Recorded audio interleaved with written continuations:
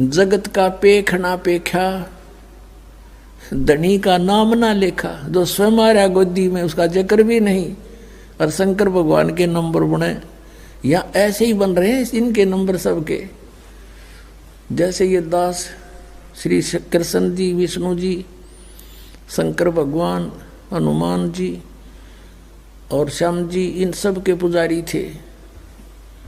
जैसे बच्चे ने तो शिक्षा में पास हो जाए वो बहुत बड़ी उपलब्धि मानी जाती है, तो वो पास हो जाते, शुक्र मनाया करते अपने भगवानों का। फिर रोजगार प्राप्त हुआ, सर्विस लगी, शुक्र मनाया अपने भगवानों का। संतान में हुई, उस शुक्र मनाया इन्हीं भगवानों का। अब पता चला कि ये तो कुछ दे ही नहीं सकते, ये तो पिछले संस्कार फले थे, एज इट इज था, नो का नो पूर्व निर्धारित जो लिखा हुआ प्रारब्ध था वही मिल रहा था। और पूर्ण परमात्मा कबीर जी हमारे संस्कार भी चेंज कर देते हैं, हमारे पाप का नाश करके हमें सुखी कर सकते हैं, दुख का निवारण कर सकते हैं। ये था वो धनी। कहते जगत का पेख ना पेखा, धनी का नाम ना लेखा। जो सब कुछ करता उसका जिक्र भी नहीं था। अब क्या होता है, अब गरीबदास साहिब जी ने परमात्मा के बारे में कैसा चित्रण किया है अपनी अमृतवाणी में, थोड़ा सा ये वर्णन करते हैं। परमात्मा की ये अमर वाणी है पुण्यात्माओं। जैसे यहाँ आए हुए बच्चे जो सो भी गए, छोटे छोटे बेटा बेटियां, उनके ऊपर भी ये वाणी असर कर रही है, उनके अंदर बहुत कुछ प्रक्रिया कर रही है।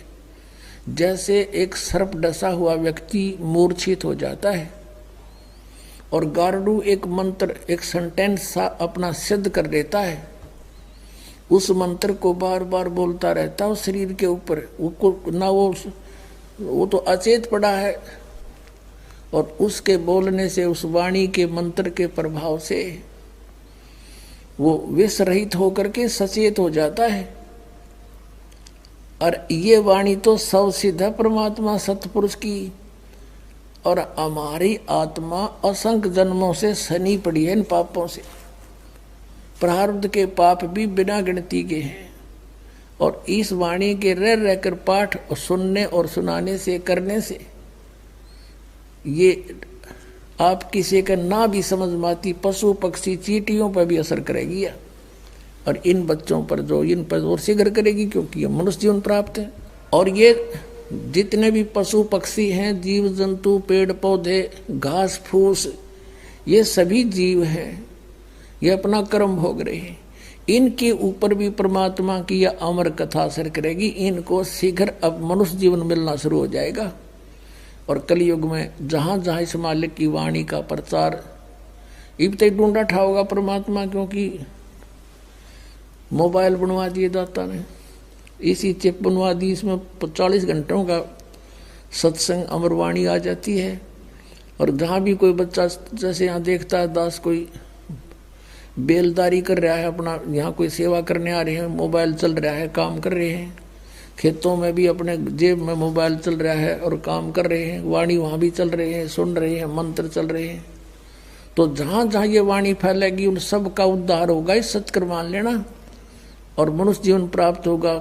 आधे से ज़्यादा संस्कार इनके खत्म हो जाएंगे उनके भी, और तुरंत मानव शरीर प्राप्त कराना शुरू कर देगा, क्योंकि हम सभी उस परमात्मा के बच्चे हैं, और उस परमात्मा ने सभी के ऊपर रहम है, सभी के उद्धार की चिंता है, किसकी किस प्रकार होगी, किसकी किस प्रकार होगी, वो सब अब परमात्मा ने सारे फार्मूले लगा देने हैं। क्योंकि अब ये वो मोक्ष समय आ गया जो परमात्मा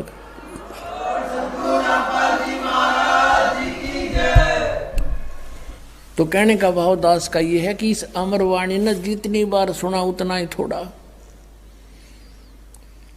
और परमात्मा की कथा को सुनने में आपकी इतनी रुचि रहनी चाहिए जैसे आप सुबह आहार करते हो और शाम को फिर उसी भूख लगती है तो आप स्वस्थ हैं।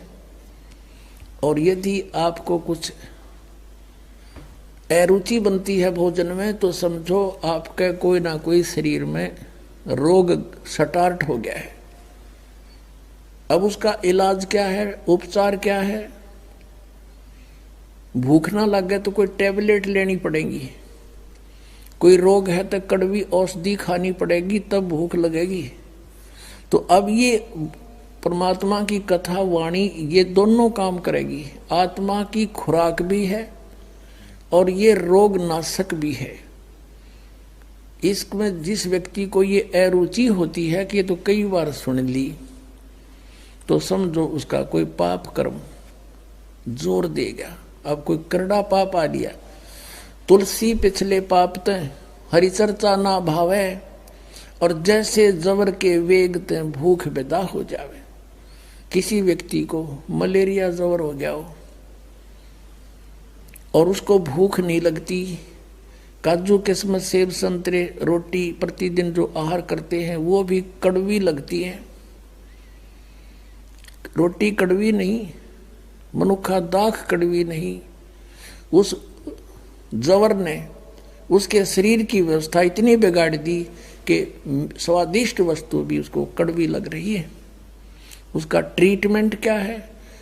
कुनीन खानी पड़ेगी, कड़वी जीभ पे बिना रखी जाए इसी कड़वी, और फांकी मारनी पड़ेगी, तब वो जवर उतरेगा।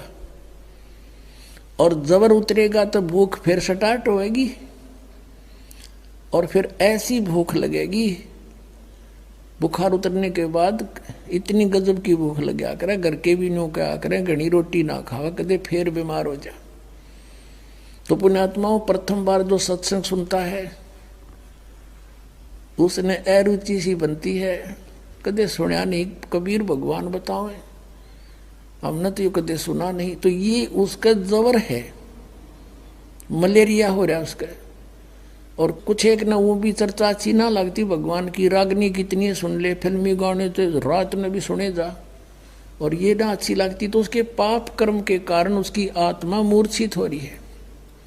वो ग्रस्त है उस जवर से, पाप के जवर से, और पाप कटेंगे इस अमृत की वाणी, अमृत वाणी के ट्रीटमेंट से। और फिर वो व्यक्ति हिम्मत सी करके ये वचन सुन ले भगवान के सत्संग के, ये फांकी मार ले और 5-4 सत्संग ना चाहते हुए भी सुन दे। जैसे ये गोलियां कोई खाकर, बट्टी जो खाकर राजी है कोई, पर हंगासा करके खानी पड़ती है, और फिर रंग लाती है, बुखार उतार देती है। बुखार उतरते ही फिर वो रोटी इतनी स्वादिष्ट लगती है कि सूखी खा जा, सब्जी की भी आवश्यकता नहीं। अपने आत्माओं, ये दास देखता है गांव गांव में, घर घर में जा करके दास ने परमात्मा के ये अमृत वचन सुनाए। पहले तो परिवार का एक सदस्य किसी के कहने से दास के पास आया, फिर पाठ रखवाया। घर जाते थे तो घर वाले उनके सारे नो कड़वे कड़वे देखा करते, यू कौन आ गया, यू क्या करेंगे फंड हमारे घर पे। और जब सुने थे सत्संग 3 दिन सामने बैठ के ना सुने थे, तो अम्मा ही लाया करते छत पे, सुन इन भी सुनना दिया। वो अपना बैठ के कितना न कितना जरूर सुनते, कोने में, कमरे में, बाहर भीतर। तो ये तो इसे वचन है, उसकी उतार देंगे बुखार को। अगले दिन तो वो सत्संग सुनने के लिए सामने बैठ जाते थे।